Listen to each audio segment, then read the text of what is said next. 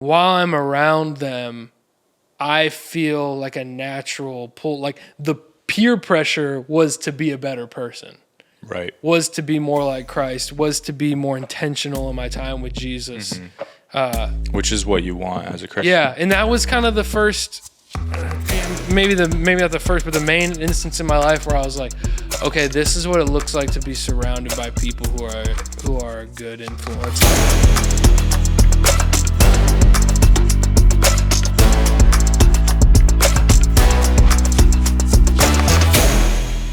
Welcome to another episode of the Passages Podcast. I'm here again with my good friend Nico Bellardi. Today we're actually going to do kind of a follow-up to a previous podcast where we talked about what it means to be unequally yoked and how that has a lot to do with the relationships that have a really big influence on your life. So today what we're going to talk about is what does it look like to be a good influence? So I don't know, David. That could play a part in a bunch of different relationships. But what does it look like for us as Christians who are out in the world and in our community, at church, with friends? What does it look like to be a good influence on others? Are you asking me? Formally, yes. Just generically? Well, okay. Yeah, generically, what do other people view as a good influence? Like, I guess the way that I think it's fun to ask the question is like, okay, if you had like a 10-year-old son and he was going over to his friend's house and you wanted him to have a friend who was a good influence on him, what characteristics would you be looking for? Yeah, I think someone that is going to push you to be the best version of yourself, just kind of as a blanket term, just throwing that out there. Like, if they're going to push you to be... So what does that look like? How if I'm with you and you know you're a good influence that pushes me to be better. What are those characteristics that do it? Like that you work hard, you're diligent. Yeah, good work ethic, honest, someone that won't lie or stab you in the back. Someone that's selfless, that maybe puts others above themselves and is willing to serve. What else? Someone that's just joyful, that is peaceful, you know. Yeah, positive. Positive. I want people who are optimistic, positive. Optimistic, yeah. Excited about life. There's nothing worse than being with someone that's pessimistic all the time. Yeah, it can be hard. Yeah. And like a Debbie Downer, an Eeyore, no one wants that. Yeah, and they influence you to be more like that. It's harder to be happy and positive when you're around people who aren't joyful and who are complaining or miserable or whatever. Definitely. Like those, it's harder to do. So yeah, I would agree with that. I want to be around people who enjoy life, who have a passion for life that has excitement and different things like that. Yeah, someone just that does good deeds. The classic.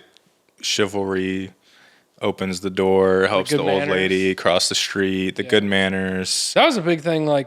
So my mom, she grew up in Virginia, Baptist, Southern hospitality, all of that. I grew up on top of it as far as yes, ma'am. I called everyone yes, ma'am, no, ma'am, yes, sir, no, sir. And then being living in California where that culture is not as popular, people noticed it growing up, oh, you're very polite, young little boy, or whatever, stuff like that. And I was like, oh, thanks, that's just what my mom makes me do. She drills it, but it's respectful. It's respect. That's a good way to put it. I think a practical example is put your shopping cart in the little shopping cart thing. Don't leave it out in the parking lot, Don't throw trash on the street. Yeah. There's just basic stuff. Just be a good person. It's really not that hard.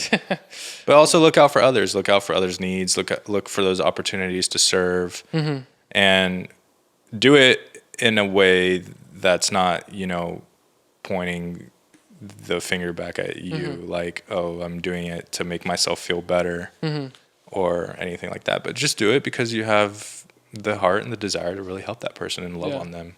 Yeah. So those are some values that I think are important. And Yeah. I would want, if I had a son going over to a friend's house, I'd love for that friend to have all those values, I think it'd be a good example on my son. Yeah. And even you said in the podcast that we recorded before this, that, as a Christian, you follow Jesus and then you then serve as an example of Jesus. I think in a lot of ways that's the similar topic to what we're talking about now. Like an example of Jesus should be a good influence. So what is a good influence for Jesus? And a lot of the I think the topics, and I'll take this one first. I won't I'll let you think about it a second because I just kind of dropped it on you. Because there's two areas. There's like a good influence in life. It does a lot of things we talked about. I want someone that's respectful, that model. Like if my son's going to their house, I want them to have good manners. I want them to be respectful. I want them to tell the truth. I want them to be disciplined. I want them to be kind, loving, those types of things. Those are good, general traits. Yep. And, for my kid going over, I want that to be exemplified. He's going to be like the people he hangs out with. So those are the type of people that I want him to be around because he's going to be like that. Then the other side, or not the other side, but just a slightly different aspect for Christians. Now throw Jesus in there. Yeah, exactly. So then how do I exemplify a good Christian? Well, first of all, I think all those things apply. Yes. All the things we talked about. But then you have what I would refer to as spiritual disciplines. Are they reading their Bible? Are they praying? Is, me being around them or somebody I love being around them, is that going to bring them closer to Jesus and want them to be more like Jesus? Right. Yeah, I think that's super strong. My answer is yes. That would bring them closer to Jesus. Okay, good. So I think it's not always easy to be a good influence, especially when you have friends that are non-believers, right? And you're around people that don't necessarily have the same values as you. Right. And by the way, I've had Christian friends who have been a bad influence. Oh, yeah. Who don't model those things. And definitely. I heard a pastor say that you can be unequally yoked with Christians. Christians who are saved can pull you away from Jesus, which is crazy, but it's true. How does it practically look to be a good influence on someone? Do you just tell them hey, you should read the Bible more? Yeah. Is that effective? Yeah.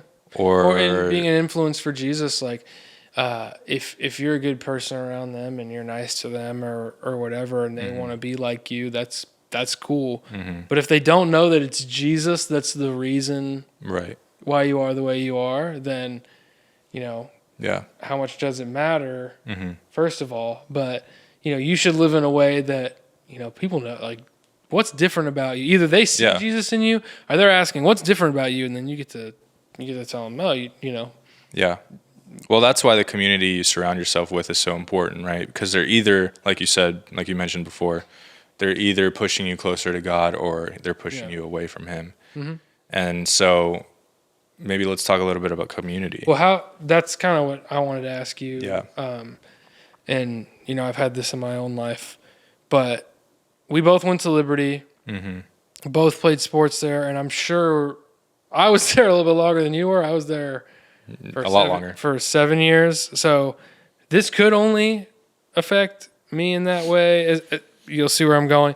But have you had different friend groups throughout your life where you've noticed, okay, these friends are a good influence? Yeah. Or maybe even realize the difference. Okay, now I'm in this new friend group and I'm realizing, okay, maybe they're actually not as good of an influence on me. Or the opposite. Mine was a little bit, I guess, the opposite in a good way, where I was there for so long, and Lynchburg's kind of the type of place where people come and go. So I went through 4 different sets of friends. Oh, yeah. Where to the point where by the time I left there, there was nobody that lived there that was at my wedding except for one person. Yeah.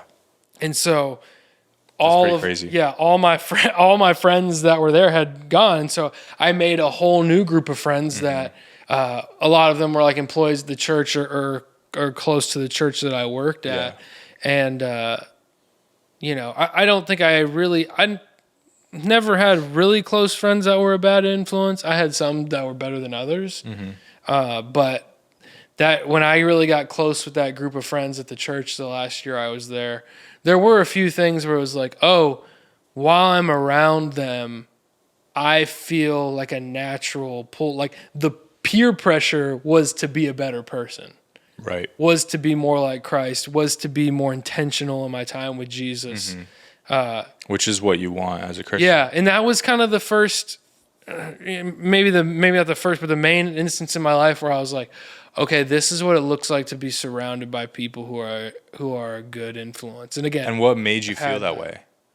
Was it just the way they lived their life, or was it the things that they all did, or the conversations they had, like, or was it a combination? I'm sure it was a combination of all of it, but yeah, it was. And I went from being on the football team at Liberty, like my first year there. Yeah. So like, and from going to a Christian school, like being on a college football team, like obviously that like opened up my world a ton. Like and so not everything there was the best influence.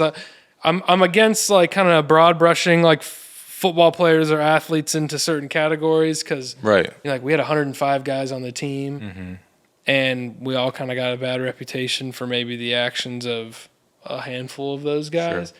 So being a person who kind of got caught in like got a bad reputation and didn't do anything wrong, like I kind of feel for that. So I don't want to do that, but I was around some of those people, and so I saw that side of it. But I was lucky enough to be friends with people on other parts of campus that were a better influence.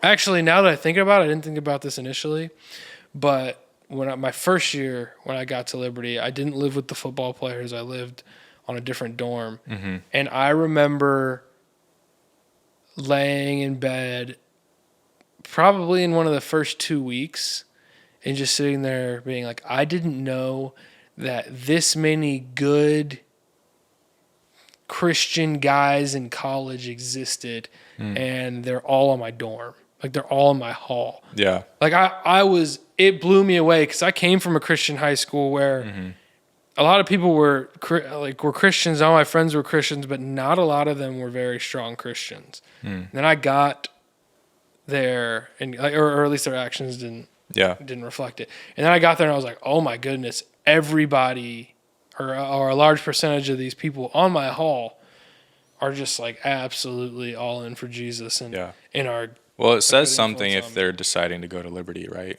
A Christian college. Yeah, that helps. Yeah. Not to say that like everyone there was a really great Christian. No, yeah, you can find whatever you want. It's a big enough place. But I just remember that was the first time, and then I would say the second time that happened. It's like when I first got on my dorm, and then the second time was like my last year there, and I was more of an adult. Obviously, that was 8 years later. I went from being a freshman to like having my master's and working. Yeah. And I was like, okay, this is like being around these people makes me want to be a better person. I remember clearly thinking about that. So what was it about those people that made you feel that way? It was like just, they were the same person no matter what. Like they didn't make, no matter who they were, they didn't around. Make, like if you were at a restaurant in public, they made the same jokes that they would make if you get like five of us were sitting in your dorm room in the house or in our house watching football. Like it was just like you got the same version. Now obviously like you're more comfortable like if you're hanging out or whatever. So but overall like it was the same people. And they weren't pretending to be someone else. No, it was genuine. It was real. Natural conversations would happen about our faith and like, it wasn't just like, okay, now here's our Bible study time and we're going to talk about God and our faith. And then, the rest of the time we're talking about whatever. Like so often our natural conversations, went that direction of faith or maybe even things we were learning in the Bible that were exciting to us. I was like learning how to teach and preach. And one of my friends also preached as well. So, you know, be like, hey, we had this idea, or let me run this by you.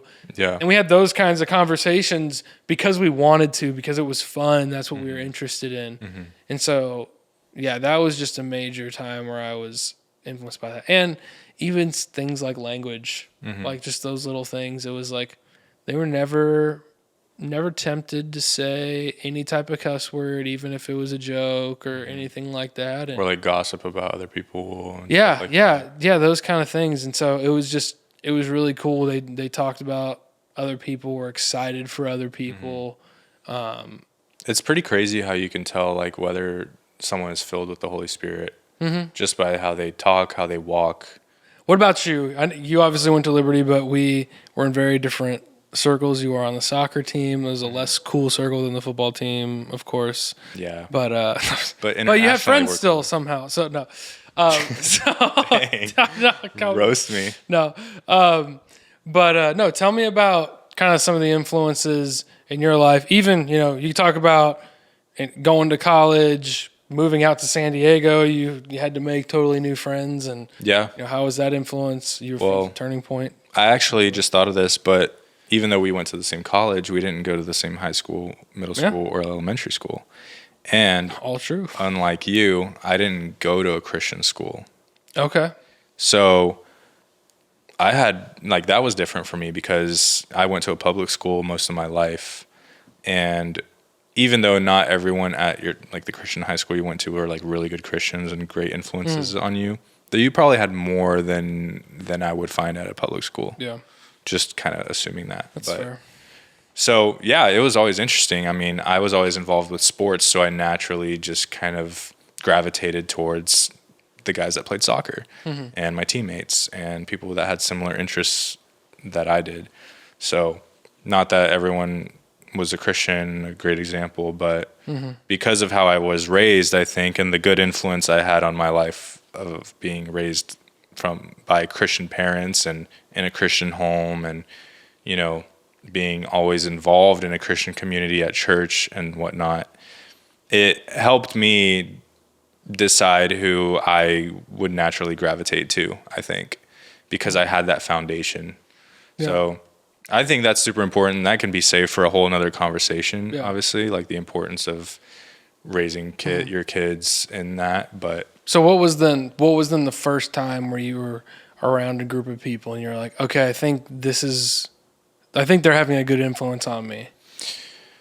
yeah, that's a good question. I think throughout my whole life, I would run into people or have good and people like that. But it probably wasn't until Liberty when I was immersed in a Christian college and met thousands of other Christians around our age. You know, that's obviously very unique and not something that everyone gets to experience. But it probably wasn't until then. Like my freshman year, I met my roommates, my teammates, and they were all just like great people. Like great influences and strong Christians. And, you know, I can think of 3 people like just off the top of my head that were like crucial friends for me at that time. And so, sorry, I'm going to stop you. I'm going to ask you a question you asked me. So what were, like, be as specific as you can. Like, what were, like, you can think of those 3 people individually. What were the things that made you want to be better? What qualities did they have that made you say they were good Christians? I wanted to be like that. Honestly, I mean, one thing was just how disciplined they were about their faith. Yeah. That's I'd probably say the same. Yeah, like they read their Bible every day. Their prayer life was strong. They didn't cuss. They didn't get drunk, you know, or like party and do all those things. They were just very disciplined about their faith and how they acted and lived their life. That in itself was just like, that was the most powerful thing. Yeah. Like, even though I might not have been as strong as they were in their spiritual life and their discipline of like reading the Bible and their prayer life, and that I would always see that in them. And I think that was a great influence on me. Yeah. The other was just how they treated me. You know, we all care about how we're treated, and that obviously has a huge impact on us. And those same people that had those strong principles and disciplines treated me and loved on me and pushed me to be better. Yeah. So, yeah, I would say, I was going to say, like, I think the thing that I saw in a lot of my friends was that discipline. But also with that, it was just an excitement. Like, they were excited to go to church, and they were excited if there was a certain person like leading worship or whatever. And, yeah, I mean, I can give you 2 examples. Like, if we were ever in a car with teammates or friends at school and like there was a song that came on in the car, like I had friends that would be like, hey, do you mind changing the song? Like, I don't think this is a great song. Yeah. And it would be because it had profanity in it, or it just wasn't like glorifying to the Lord, or just healthy to listen to as a Christian. And like, I'm like, oh wow, like I was never exposed to that before growing up. But actually like calling each other out, if you will, or pointing things out and, not being afraid to step up in that manner was like, oh wow, like that's interesting. Yeah. I guess that's because he cares about what he's, digesting and what we are all digesting. Yeah. And another example is like, I mean, I had friends that got me to go to Bible study at 5 a.m. Yeah. I'm like, really, 5 a.m? Like, we got to go to Panera and meet with a bunch of guys and read the Bible at 5 a.m? Does it have to be that early? Like, and I would just do it because that was the good influence that I had, in my life. That's cool. I mean, I had a friend who influenced me to start a whole men's Bible study. Like, I was already leading a Bible study at church, like with college students, and one with like couples. Like, we had about Ashley and I did, but then I started another one with like just guys, because I felt like the conversations that you had with like guys and girls and with guys were totally different. So I wanted to have one with just guys, and a friend of mine did that, and so I started like another group like that because of like the example that he was. Yeah. I have like a very clear example of just kind of the influence of friends I had in different stages of my life. When in one of probably my second or third year I was at Liberty, there was a guy that I spent a decent amount of time with, just a friend. Like, we weren't like super close or anything. But he said something like, man, who listens to clean versions of songs? Like, come on, grow up. Like, he said, like, grow up already or something like that. And I don't know why I remember that. I think because I was like I just remembered that as being like as if that's a kid's thing, right? Yeah, like we're adults, man. Like, we can listen to this kind of stuff. Like, and then, contrasting that with some of my friends later on, who, if they were getting in my car, like, I was like, almost like making sure, okay, yeah, like I want them, like I want to make sure that I'm, playing like a lot of times Christian music, but I want to make sure like what I'm saying, like, even if it doesn't have like a cuss word, like, is it appropriate, and is it, is it uplifting? Like, because there's even a difference, like, does it not have something bad versus like, is it actually good? Is it encouraging me to have good thoughts and like and stuff like that? And so that was a very big difference in my life. And not to say like, and that's tough with sports. I mean, locker room, like the music that you want to fit in. There's a lot of all that stuff is real. But and all that to say, you can have good and bad influences in your life at the same time. It's not like, oh, my first 2 years, all my influences were bad, and then my last 2 years, all my influences were good. Like, it's not like that. It was, some people I spent time with were a better influence than others, and you begin to learn that, and that's where discernment comes in with who I'm going to be around and who I want to influence me. And well, that's why I think it's important to really focus on your life first, almost, before like focusing on the influences around you. Yeah, because you want to make sure that you're a good influence yourself, and I feel like the more you work on yourself, the more you'll gravitate towards the good. Yeah, influence. True. Just like the person that you want yourself to be, and as you become more like that person, you want to be around other people who are gonna help you reach your goals. Yeah, in anything like that, if it's your spiritual life, if it's who you want to be, if it's in work and how you want to be known as somebody in the workplace, Yeah. And every other thing in between. Yeah. Cool. Well, thank you guys so much for watching this episode. We hope that, it kind of made you think about who is influencing you in your life and maybe the type of influence that you're having. Go ahead in the comments and let us know, what are you looking for in a good influence? What's one characteristic of an influential person that you would like to be around? I think that would kind of help us further this conversation a little bit. But like I said, thank you for watching. We'll see you guys in the next Passages podcast.